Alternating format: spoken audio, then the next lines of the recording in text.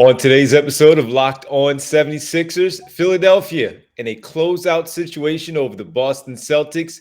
Will this be the end of the Eastern Conference semifinals and the 76ers finally getting past the second round? We'll break it all down, our keys to the game. We preview it all right here, Locked On 76ers. You are Locked On 76ers, your daily Philadelphia 76ers podcast. Part of the Locked On Podcast Network, your team every day.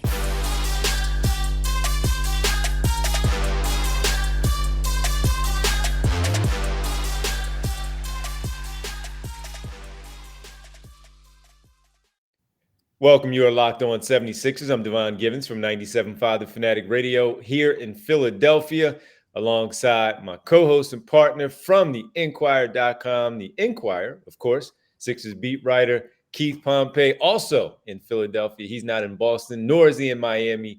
He's back home getting ready for this Game 6. Keith, what are the vibes, man, for you when you get ready for, I know you're not playing, but it's a big game you got to write about and cover. You know what, today, to believe it or not, today is a whole lot easier than the last game. Well, the last game, I woke up in Boston and I had like butterflies like I was playing because it was the unknown. You know what I mean? If the Sixers lose tonight, I'm assuming it's going to be the same way on Sunday. Mm-hmm. And what I mean by the unknown is like, here they go again. We're going to do this. What's going to happen?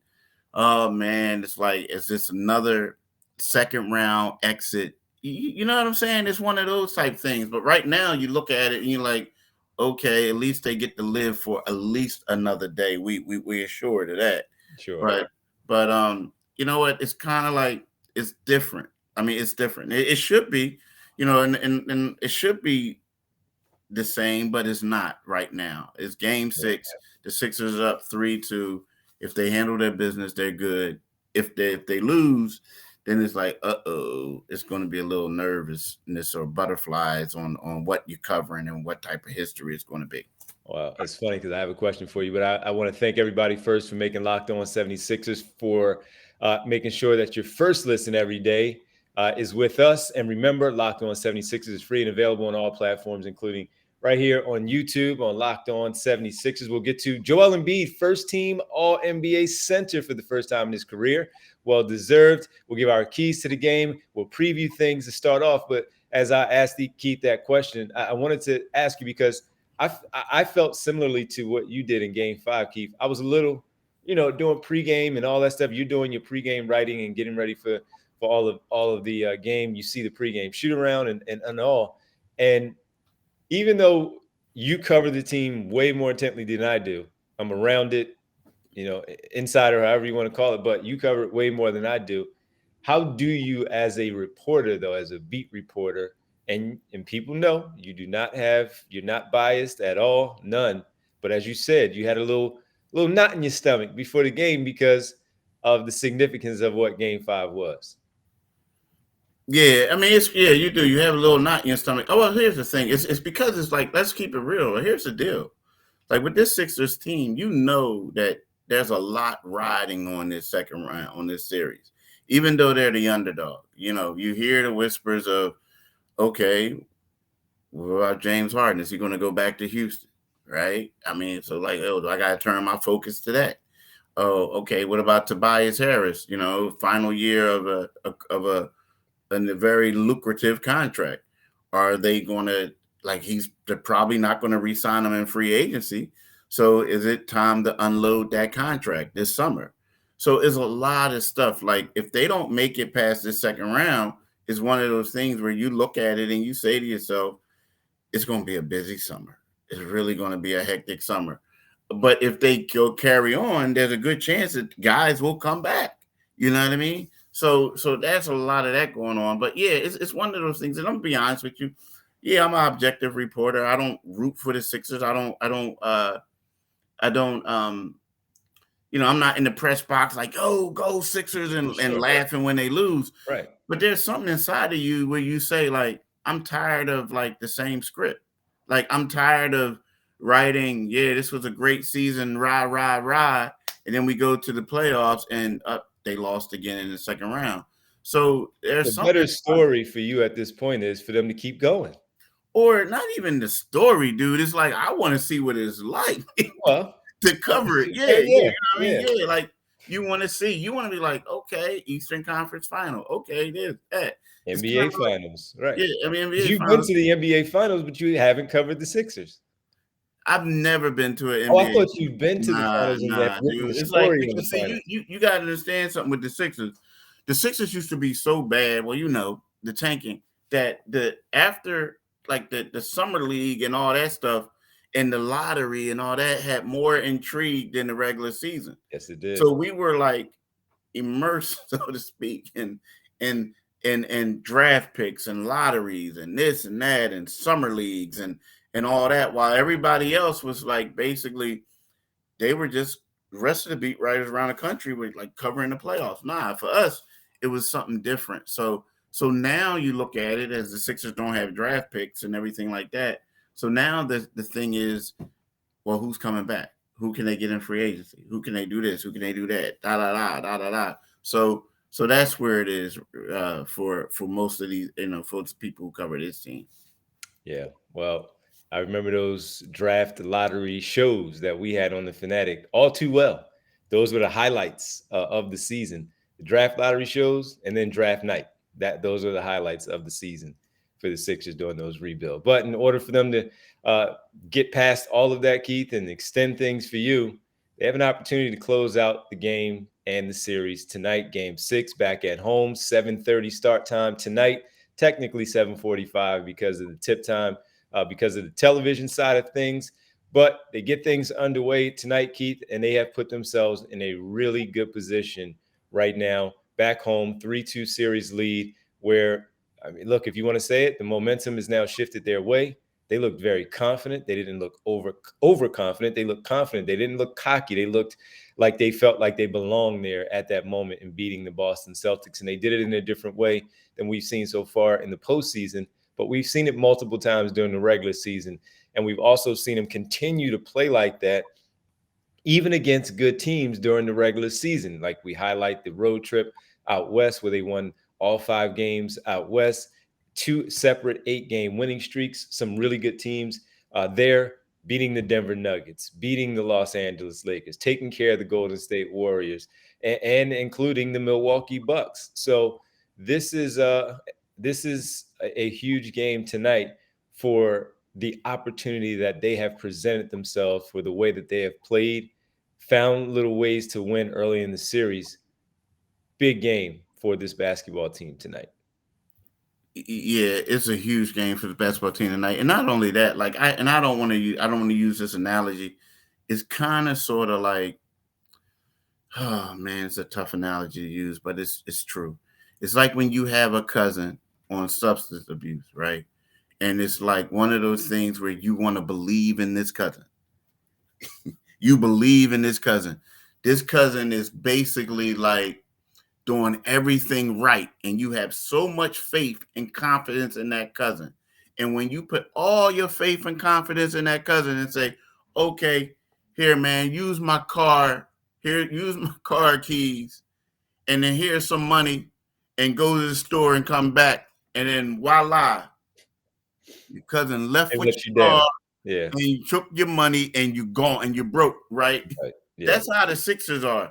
So like, and what I mean by that is this is the game that people get nervous about, because it's like in the past, you knew they would fumble this opportunity, but you're saying to yourself right now that this team is different. There's a maturation process. They're playing together. They're like, boom, they're the real deal. And the nervousness is, are they going to crumble like they did in the past? You know what I mean? So I know that's a strong analogy, but that's what you're scared about, is because you think that the Sixers have evolved as a team, and they have, but something inside of you in the Sixer fan base is saying, please don't let us down like you did before. Not like they want to let you down, but you're saying that. So that's why this game is so huge. And D, I'm going to be honest with you. The scary part about this game is, you know, Boston is going to come out hard. You know they're going to come out strong. Yes, they are. They got that DNA. And then also, if the momentum that the Sixers have, if they lose tonight, it's all going back to Boston. That momentum. It's going to be electric on Sunday. So right now, you want the Sixers to go out there, punch them in the mouth, take them out, do whatever they can, and make this seem like this is the winner take all game, right? So that's the thing that I'm thinking about tonight when we talk about this matchup. Yeah, it's one of those deals, man. This is uncharted territory for them in the second round, especially against a team where they are not the favorite. And yesterday when I looked at it, Keith, I haven't looked at it this morning to be honest with you. The line was actually we were all together, me, you, and a couple of other guys at the practice facility, and the Celtics were a favorite again over the Sixers, and that just goes to show once again what Las Vegas thinks of the Philadelphia 76ers. Now, I tend to believe that with that, the way things have gone in this series, that's all out the window because the Sixers have won 3 games and they've been the underdog in all 5 games so far leading up to game number 6 tonight. So they have a history of letting you down. You're absolutely right.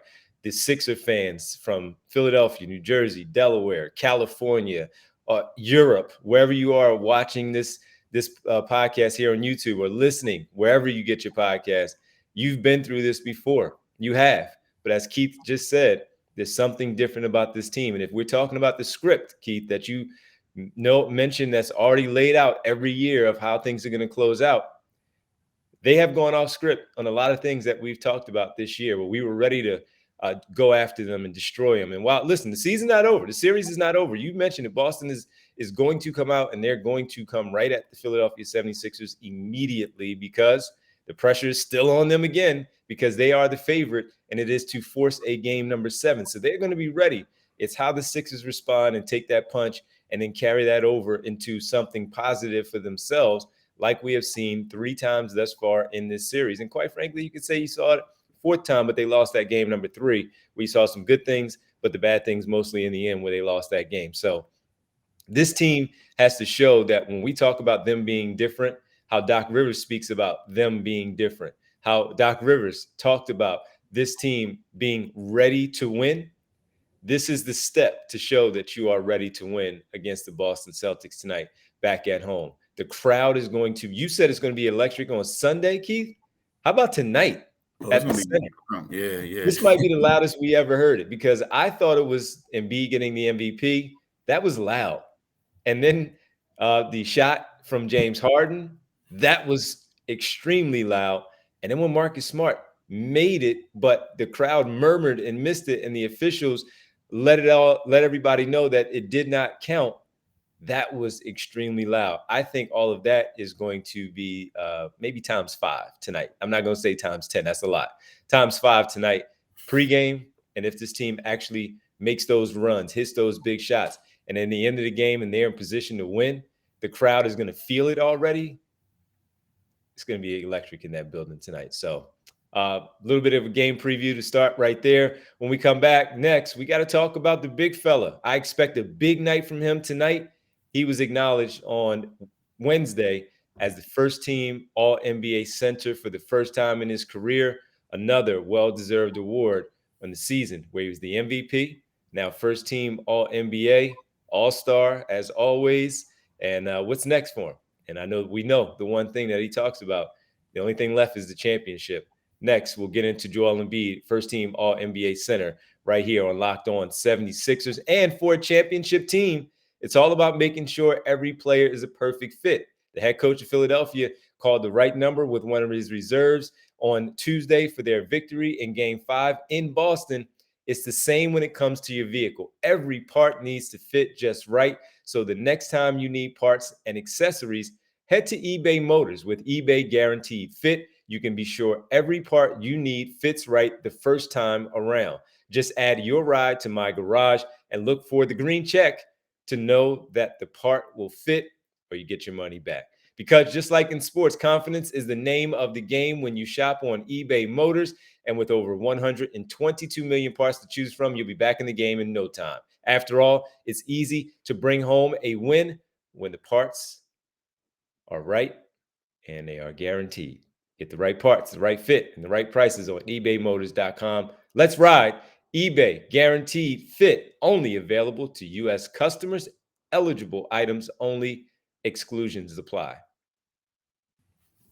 Welcome back. You are Locked On 76ers. Thank you for making Locked On 76ers your first listen every day. Everydayers, tomorrow on the show, what are we talking about? 76ers advancing to the Eastern Conference Finals or previewing a game number 7? We'll get into it all tomorrow, but make sure you check in right here. It's the only place to go for 76ers talk, right here, Locked On 76ers. Keith, Joel Embiid, he has made All-NBA a few times in his career, but he has never made first-team All-NBA. And, of course, I think a big part of that is winning the MVP. So they have not much of a choice but to put you on first team when you do that. So Keith, first time in his career, he's just adding to, again, the list of things that he's being acknowledged for his 22-23 regular season. First-team All-NBA center. He's on the team with Jason Tatum there in the front court with him. Giannis Antetokounmpo. Also, you also have Luka Doncic, another not a first-timer, but another first-teamer, and another first-timer, Shai Gilgeous-Alexander, the guard on the first team. Keith, nice job by Joel Embiid again, being acknowledged. It keeps on rolling in. Yeah, and the funny good thing about that is it would be easy for people to say, okay, well, he got MVP and let me vote for him. But it was actually the voting was done the same time. It was like they gave us the same ballot. This, I'm just to be honest, this is the first time I ever voted for him, the first team All-NBA. I mean, no, I love Joel, but I'm one of those guys who I know Joel is listed as a center power forward, but I don't do that. Like, if you play center, you're going to be a center. And I also felt like in the past, if I would have voted for him for power forward, people don't realize this the way it used to be. Like, if you vote for him for center, and then certain people vote for him for power forward, well, those votes don't add up together, and it's going to help them. It's like you just basically you're not voting for him. You're hurting them. You're hurting them. So I just voted for him as second team center. So, but this year he's the best player in the league, and he's better than Nikola, right?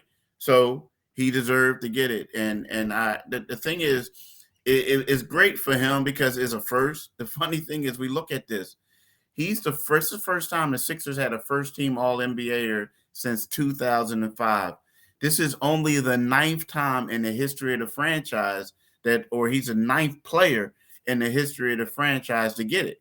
You know, and all the other ones are Hall of Famers. George McGinnis, Dolph Shaves, Dr. J, Moses Malone, Wilt Chamberlain, Allen Iverson, what is it? The coach who won it, Billy Cunningham, the Kangaroo Kid. So, like, we're talking about greats like Mo Cheeks didn't get it, you know, people like that. So this is a huge honor for Joel. Yep. I mean, and it just adds to his legacy. Yes, he got MVP, but to say that he's a first team All-NBA, Charles Barkley, you know, it says a lot for him, and it says that he is a Hall of Famer.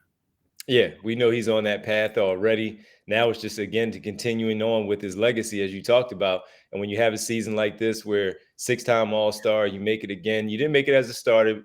As a reserve, you were voted in by the coaches. But as we know, with the injury, he was a replacement in the starting lineup. So that's 6 consecutive years as a starter for Joel Embiid. You counter that with another scoring champion, Keith, the 2nd consecutive year as a scoring champ, the MVP. Now the first team All-NBA center. The only thing left now, man, is again to there's an award for the Eastern Conference Final. Now that the NBA has changed those awards, so an award for the Eastern Conference Finals, and of course the MVP trophy in the NBA Finals. So there's still some hardware left to be obtained there, man, because there's still some important rounds with the Eastern Conference Finals potentially, and the NBA Finals after that, if they're lucky enough to get there.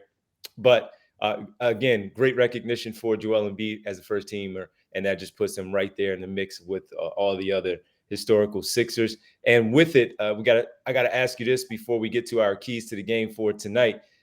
James Harden, had it not been for the games missed, I thought he had a pretty good chance of making it. Do you agree? I mean, I think he did. I think he had a pretty good chance. But, you know, it got to a point. Like, I know we talked about that beforehand, and we were like, oh, third team. But then when you start naming certain guards, and then it got tougher for James. Like, yeah, I think the games missed really hurt him. But then you start talking about like Shea Gildress, Alexander, like he deserved, right? So did Luca. You know, Luca was going to be on there, right? And then we're talking about Jaylen Brown. Of course, he was going to be on there. Was he a guard? Yeah, well, no, Jaylen made it. The He crazy, was see a front court player, something wasn't he he? made it as a forward, which I I don't know. understand. I know. Like he made it as a forward, and Yeah. then but then you got Mitchell and Curry. yeah, Mitchell and Curry, right? Lillard, and who was the the last guard on the third team? It was De'Aaron Fox. So now you De'Aaron can Fox. argue, you're like, okay, like maybe is he better than De'Aaron Fox? But then De'Aaron Fox was taking over fourth quarters. I mean, there were some other guards I felt like that could have been on there that got left off, Jalen right? Brunson. Yeah. Yeah. And the thing about him is he's a good player, but to me, he's like more of they look at him as more of a team guy. Because he doesn't he's a winner. I mean, I'm talking about Brunson. He's a winner. Mm-hmm. So sometimes winners get overlooked, believe it or not. Like they do. It's a more individual. But yeah, James, that was a tough one because and then I mean, a lot of people don't like Trae Young, but he was a guy who was one of the top scorers in the league. Yeah. You know what I mean? So the guard spot was hard, and you're right, he missed a lot of games.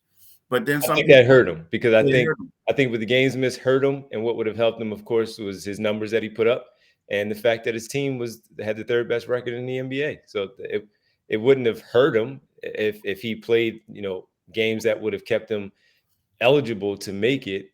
He led the league in assists, scored 20 points a game, he played well, and I'm sure he was in the mix, but the games missed really did hurt him. And what about Drew Holiday? I mean, Drew Holiday, I get it. Here's a guy who makes the All-Star team. Here's a guy who's like first team all defensive. And yet and still, you can say he could have been third team too. Yep. It was Devin Booker didn't get hurt. He would have been an all NBA player. Yep. Missing games, I mean, just like James. Yeah.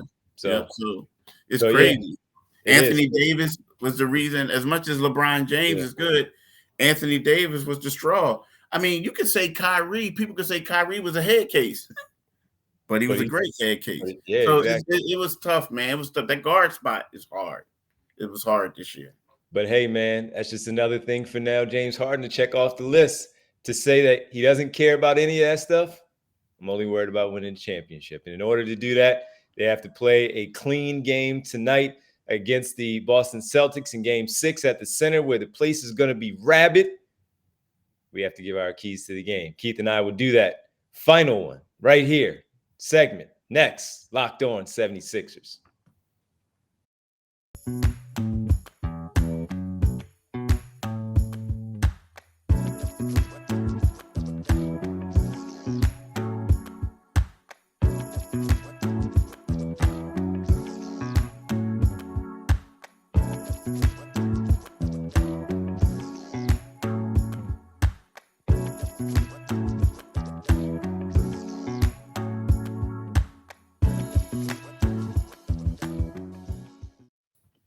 Welcome back to Locked On 76ers. He's Keith Pompey. I'm Devon Givens. We're here with you, getting ready to give our keys to the game for the Game 6. Huge Game 6 between the Philadelphia 76ers and the Boston Celtics back here in Philadelphia, where the Sixers have a chance to close it out. Keith, I'll start with you. You go first, man. Your keys to the game tonight for Philadelphia. Bring the pain. It's like, nah. Listen. I just wanted to say that, but yeah, it's like, I just wanted to say that though. Hurt, pain. But like, nah, what I mean is they got to be physical. Like they got to match their physicality. I mean, Marcus Smart, the way he described it, like when they asked him what did they learn, he was talking about like a cage match coming out and giving the Sixers the business, right? So that tells me, and I'm gonna try to find what he said, but that tells me that Boston is going to be extremely physical, right? So somebody asked Marcus Smart about after Game 5, what did they learn and what do they have to bring, right? So this brother says the brutality of it. It's a true dog fight.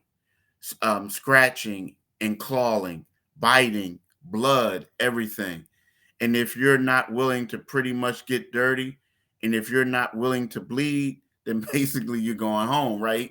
I added the basically going home part to it, but because he was going on and on, like, yo, they're going to bring that physicality. The Sixers have to match that. I mean, they do. They're going to have to, like, Boston is knowing if they win this final, I mean, if they beat this team, they should go on and beat the next round and win a championship. You don't know how many opportunities you get for that. So what happens is, it's like a guy told me in the NFL, I asked him once, why do you guys fight all the time in training camp? Why is always fights? And he says, there's a difference between making a roster or going back home to your mom's crib and living in your room until you get your life together. Boston is at that point right now, to whereas they're looking at it is, we have nothing to lose. We're going to come out hard and we're going to fight all we know, because if not, we're going to blow this opportunity. Sixers got to be prepared to match it. To me, that is the number one key. Of course, they're also going to need Tobias Harris to continue what he was doing, right? They're going to need Maxey to do that. And they're going to need somebody coming off the bench, just like they did with Daniel House, giving them that spark. That's what they need. They need that to win. I don't care how many points James Harden gets. I don't care how many points Joel gets. If they don't get a supporting cast stepping up and doing that, the Sixers are going back to Boston for Game 7. I love the physicality part that you bring up, because the Sixers were the more physical team in game number 5. They were very physical, and you could see it. I mean, running up and down and going at it with Joel Embiid, right? You just hitting you. He's hitting you. You're hitting him. PJ Tucker. That's what he's out there for, to be physical and make things uncomfortable. James Harden is not soft. That's a strong dude out there when you're trying to go against him. And then you factor in the DeAnthony Melton part when he comes off the bench. It's not like he's this inferior guy with this huge body. But again, as a defender, man, it can't be necessarily finesse all the time. It has to be some physicality to it. And I think that DeAnthony Melton brings some of that. And then you had the House part when he came into the game. And Paul Reed gets physical when he's out there on the floor. That energy, you got to dive for the loose balls, like we saw Paul Reed diving at midcourt to get that play. When that play was busted up, jump ball. James Harden gets it with 5 seconds left on the clock, shoots it over 2 defenders and hit a 3 at the top of the 3-point line. You need things like that tonight, where you are sacrificing your body, to your part about the physicality, getting on the floor, sacrificing your body, getting those loose balls, corralling those defensive rebounds, to not allow it to lead to an offensive chance again for the Boston Celtics that inevitably, Keith, they've been hitting threes off of those second chance opportunities. So I love the physicality part that you mentioned. And then just be locked in mentally. This is going to be it's not going to be a hard place to play, but as Doc Rivers has been saying, Keith, even all the way back to the first round matchups that since he's been here, it's not easy to close out a team, especially when you're talking about the Boston Celtics, who everything that you pointed out, they have that with them. Experience, championship experience, pride, where you're going to come out there and play that way. You have to close out a really good team tonight. And if they do, that's going to tell a story a lot for us here in Philadelphia. We won't care what's going on in Boston, because it'll tell the story for us here in Philadelphia of what this team now may be if they're able to close out this basketball team tonight. So I say the physicality part, I agree. Staying sharp in this game, making sure that the attention to detail is something that is really on your checklist in this one, making sure that your stars do come out and be stars. I agree that the role players have to find a way to contribute to this one in order to close out this series. The fans have to help out the 76ers like they've done for years and years and years. This is one of the biggest games that they've had in a while. And Doc Rivers is just going to have to continue to coach the way that he is coaching, pressing those buttons against Joe Mazzulla. Joe Mazzulla, he might be able to come out here tonight and do what he did in game 2, where the 76ers were blown out because Missoula called the right game. I expect Peyton Pritchard to be out there on the floor at some point, Keith, where he wasn't in the rotation before. He seemed like he earned some minutes in game number 5. Daniel House will probably get some minutes. Maybe it's another player, but they definitely have to be locked in, physical, attention to detail, show the mental toughness of what we've seen in this series here, and we'll see what we're talking about. If they do all those things, then it should be a really good game, and they will give themselves an opportunity to win tonight. Yeah, we'll see. I mean, they should, but the whole thing about this is weird because, and I'm not trying to make an indictment on this. I think it's all about the 76ers. I think they control their own destiny. I do. I agree with you. I do. So it's not a knock on a lot of people want to bring their other coach in, right? But I think in the Sixers, if they play well, there's no team better than them, right? There's no team. But I got to say this. One thing I got to say. Peyton Pritchard. When I was up in Boston and everybody was talking about why this dude isn't playing Peyton Pritchard. And it's like, what did he do to the coach? Because he's a gritty dude that can get into you. He does makes good shots. And for the life of me, I was wondering why he ain't playing this guy? Because the guy is good. What was their answer? Well, the people were upset. But I wasn't the coach. I don't know. They say he just doesn't play him for whatever reason. He doesn't like his game. But it's like, oh, okay, all right, okay. I think he gets some meaningful early minutes tonight. He's gonna have to. But then that's also another indictment on the coaching staff. That's their problem. Yeah, that's their problem. But I do think that the 76ers, I do think that the 76ers, if they play well, is nothing that Boston can do to stop them. You know what I mean? You know how I am. Oftentimes when we talk about the Sixers, and I always point out, especially against Miami and Milwaukee and Boston, and even Toronto, where I always say, Keith, I say this, man, that they're just as good as these other teams, but they always make the self-inflicted mistakes that causes them to lose. Whenever you play against a good team, the good team is good for a reason, and you can lose that game. That's how good they are. But you are one of them. And the reason why you typically lose is because of the mistakes that you make.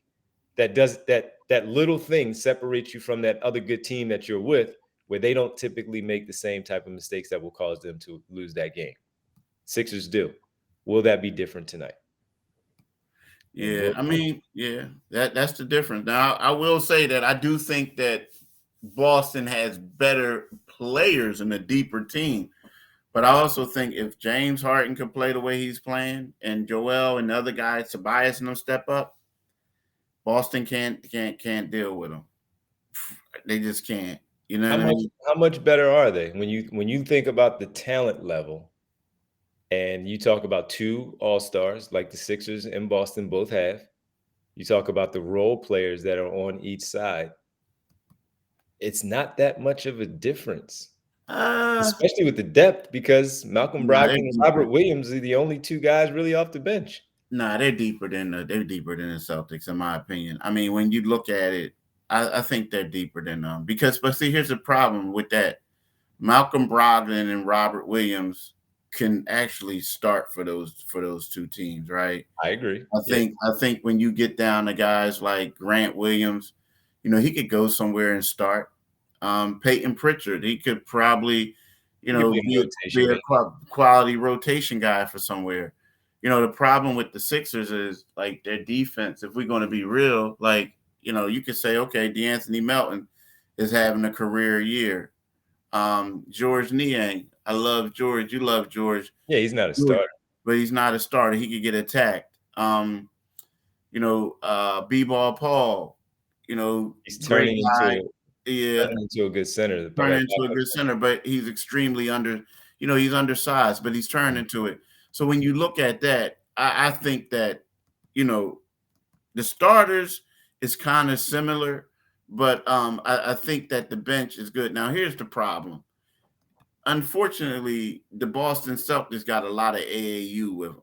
Like really, like you look at them and you question the IQ of certain players, because I mean, and it's not a knock, but it's real. Like they don't go with the flow of the game to me, man. It's like, all right, you get off the first half, and then the second half, I'm gonna take over. Then it's like the passing is like they don't look like a team to me.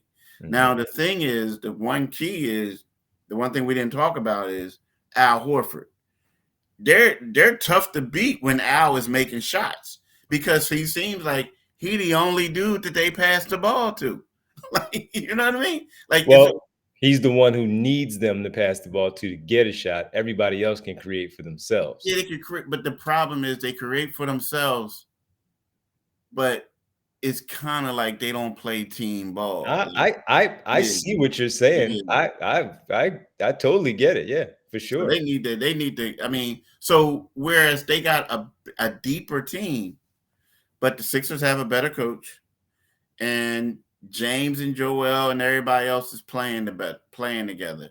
But and the problem with having a deeper team is, which is great to have a deeper team, but in the playoffs you reduce your rotation. Yeah. So your ninth man is better than the Sixers' eighth man, but if neither one of them seeing the floor, what does it matter?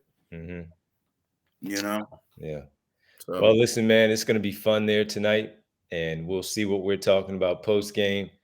I would ask you for a prediction, but I don't think we've asked for predictions these last couple of games. We just talked about it, gave our keys, and moved on. So, Pain. That's my prediction.